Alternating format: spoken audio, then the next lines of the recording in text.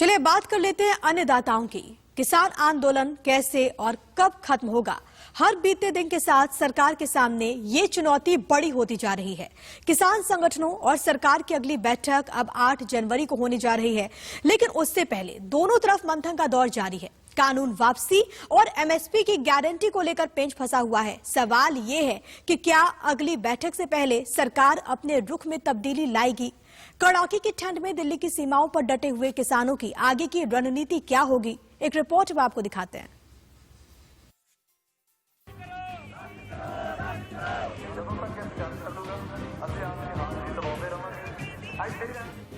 किसान आंदोलन पर कब तक घमासान? आगे की रणनीति पर किसानों का मंथन।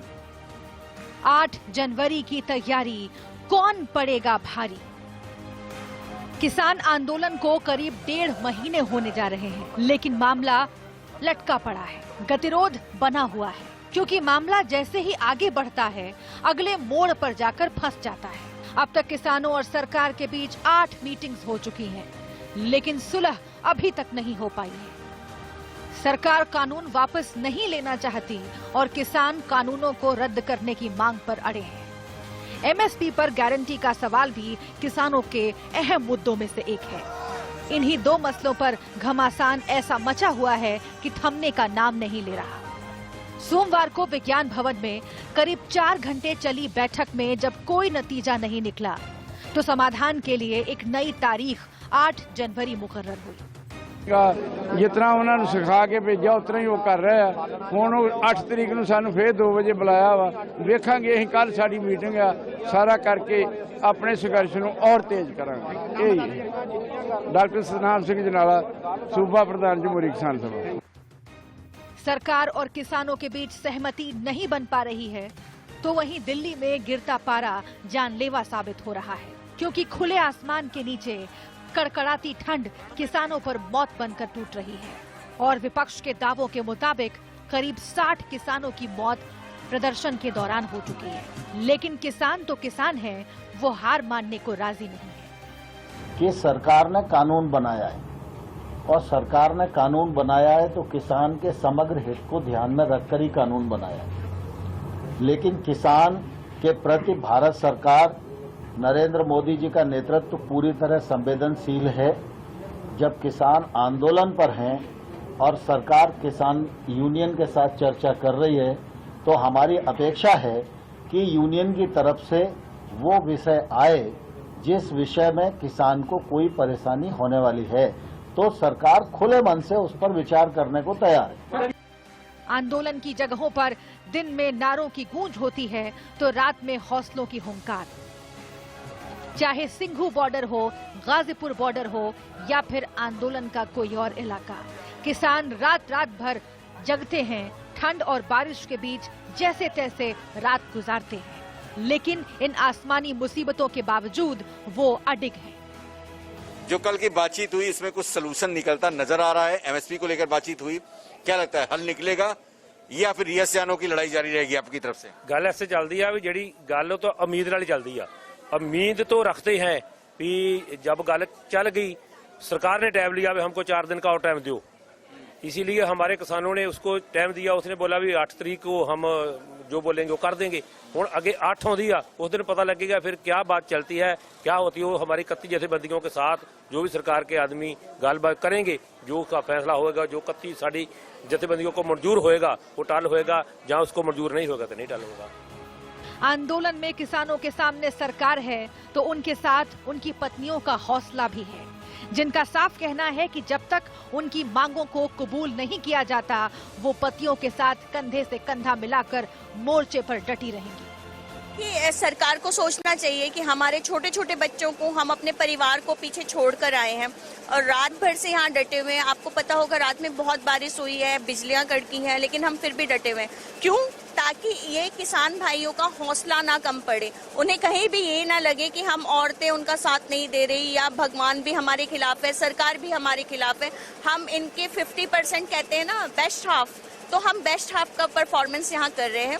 तो हम सरकार से ये कहना चाहते हैं कि आप जो ये काले कानून लेके आए हो सिर्फ 2-3 उद्योगपतियों के लिए, आप उन्हें वापस लीजिए और आपसे हम उम्मीद करते हैं कि आप में थोड़ी सी संवेदना बची होगी और आप इन्हें वापस लेंगे और लोगों का उद्धार करेंगे, है ना। मतलब किसानों का आंदोलन सिर्फ एमएसपी और कानून वापसी तक नहीं सिमट रहा, ये एक जुनून का रुख अख्तियार कर चुका है। लेकिन अब देखना ये है कि सरकार इस जुनून से कैसे निपटती है। क्या 9वीं बैठक में सरकार के रुख में कुछ तब्दीली आएगी? Bureau report, India news. किसान आंदोलन के केंद्रों में से एक सिंघू बॉर्डर पर सबसे ज्यादा हलचल है। यहाँ किसान ठंड से बचने के लिए क्या कुछ कर रहे हैं, मेरे सहयोगी ऐश्वर्य जैन की रिपोर्ट अब आपको दिखाते हैं। तस्वीरें दिखाते हैं किस तरीके से जो किसान यहाँ पर डटे हुए हैं वो सर्दी में किस तरीके से इन लकड़ियों का सहारा लेकर आलाप जलाकर इन सर्दियों से बचने का प्रयास कर रहे हैं और लगातार संघर्ष भी कर रहे हैं। तमाम किसान जो लगातार यहाँ पर डटे हुए हैं वो किस तरीके से आप देख सकते हैं टेंटों के अंदर रहकर खाना भी बना रहे हैं और खा रहे हैं। दूसरी तरफ की तस्वीरें आपको दिखा दें किस तरीके से लगातार जब किसान आंदोलन जो चल रहा है वो यहाँ पर कहीं ना कहीं इस भरी सर्द के बीच में जो तमाम किसान संगठन इकट्ठा हुए हैं सरकार के खिलाफ लगातार इस 3 कृषि कानून को वापस लेने की लड़ाई लड़ रहे हैं।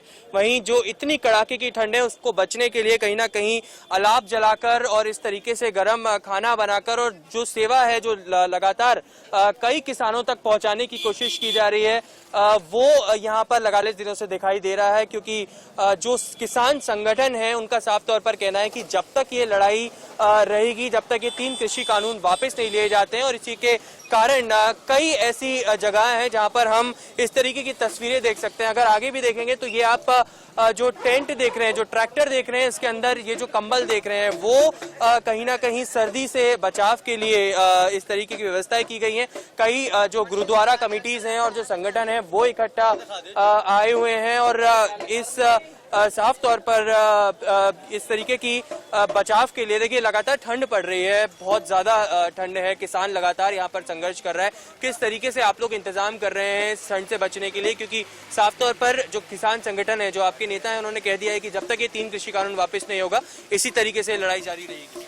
ऐसी रहेगी साहब, हमें कोई प्रॉब्लम नहीं है। कितनी बारिश आ जाए, कितना तूफान आ जाए, कुछ भी हो जाए, हम लोग यहीं हैं, यहीं रहेंगे और जब तक बिल रद्द नहीं हो जाते ना हम कहीं नहीं जा रहे। ऐसा ही रहेगा तब तक। अगर हमारा अब आप देखोगे ना ये एक दिन में हम लोग इतने से ज्यादा, ये तो अभी रात का प्रोग्राम है, अगर आप दिन से देख रहे थे ना इससे 3 गुना से ज्यादा हम लोग यहाँ पे सैंडविच, पकौड़े और संतरे, ऐसा कितने ही लंगर चलते हैं यहाँ पे। एक नहीं, कम से कम 150-200 से ज्यादा लंगर चल रहे होंगे। अगर आप जाके देखोगे ना, हम लोग यहाँ से अभी स्टेज से कम 6 किलोमीटर पीछे है, 5 से 6 है।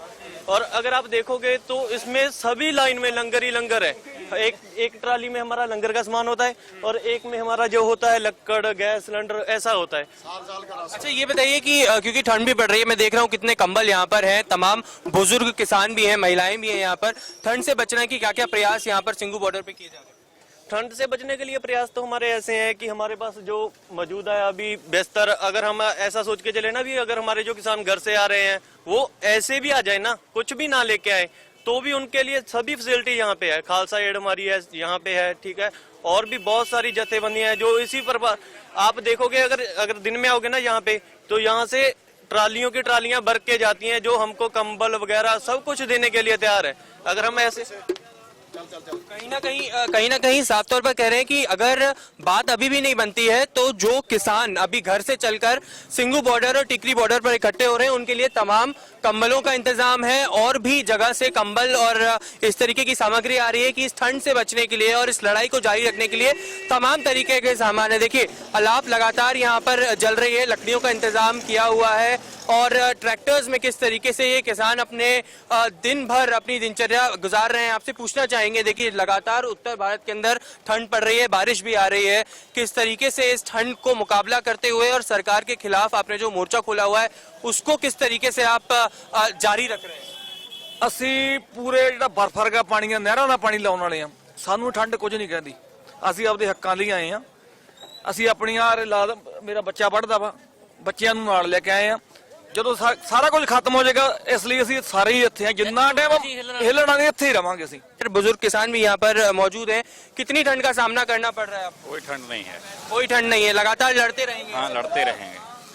साफ तौर पर देखिए, और आगे बैरिकेडिंग पर कह रहे हैं कि देखिए किस तरीके से यहाँ पर रहने और सोने का इंतजाम किया गया है। ये भी तस्वीरें आप देख सकते हैं। देखिए 2 ट्रैक्टर है, उसके बीच में कहीं ना कहीं ये बेड लगाए गए हैं। यहाँ पर खाने का इंतजाम किया जा रहा है और यहीं पर ही गद्दे भी हैं और उसी पर कहीं ना कहीं जो इतनी ठंड है उससे बचने के लिए देखिए ऊपर, अगर कैमरामैन को कहूंगा तो ये टेंट लगाया गया है। और ये अंदर की तस्वीरें हम आपको दिखा रहे हैं कि किस तरीके से किसान लगातार इस लड़ाई को जारी रख रहा है। सर्द हो या फिर बारिश हो, वहां उनसे कहीं ना कहीं इनको कोई भी परेशानी यहाँ पर दिख नहीं रही है। कह रहे हैं कि अगर आने वाले समय में और भी किसान पंजाब हरियाणा से या कहीं से भी आए, उनके लिए सभी तरीके की व्यवस्थाएं ठंड से बचने के लिए और इस लड़ाई को जारी रखने के लिए किसान यहाँ पर करने को तैयार है। कैमरा पर्सन परशुराम के साथ Aishwarya Jain, India News, Singhu border.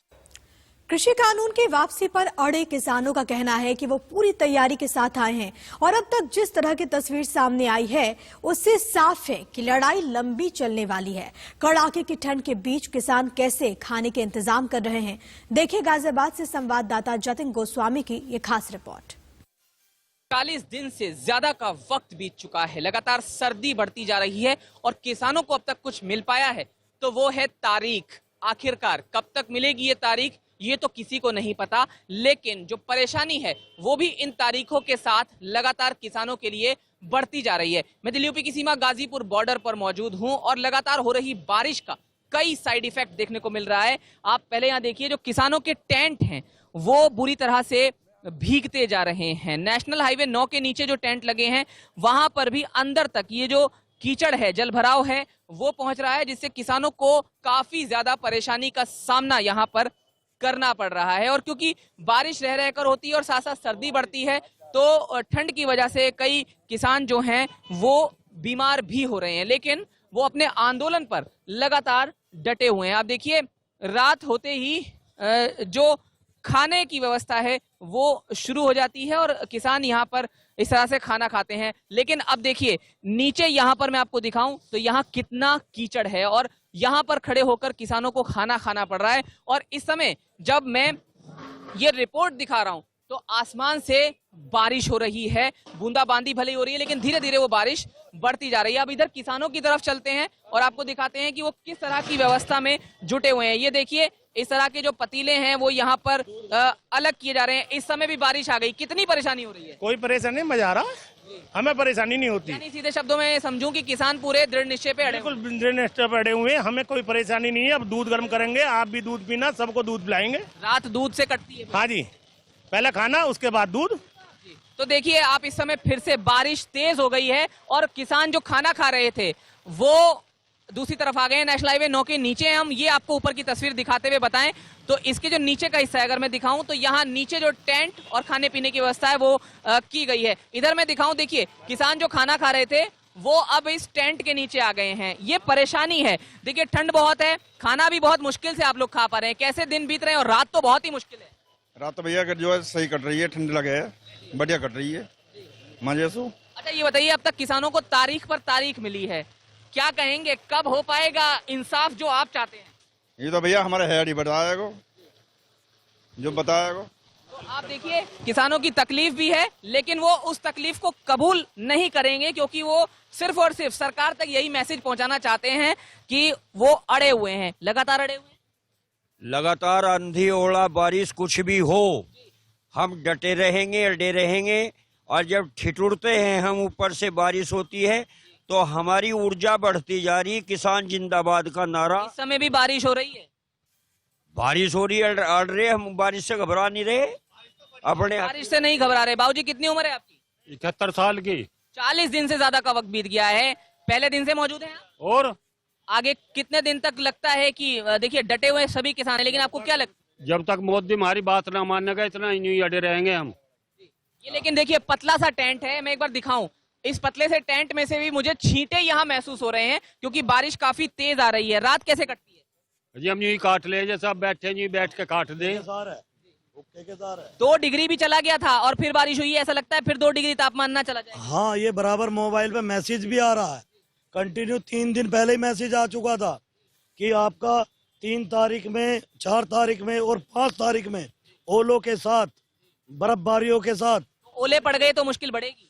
ओले तो पड़ ही रहे हैं, करीबन 20 किलोमीटर जाकर देखिए खेतों में यहाँ ओले पड़ गए तो मुश्किल होगी। ओले किसानों को तो पहले से ही ओले पड़ते हुए आए, फसलों पे भी पड़ते हैं और अब भी पड़ जाएंगे। आदत पड़ रही भैया, रात को 12 बजे भी पानी बुलाते हैं, ठंड में बुलाते हैं। अब बनेगी बात कौन पड़वा का मानना है, हर सरकार मानती आई और यह भी मानने की।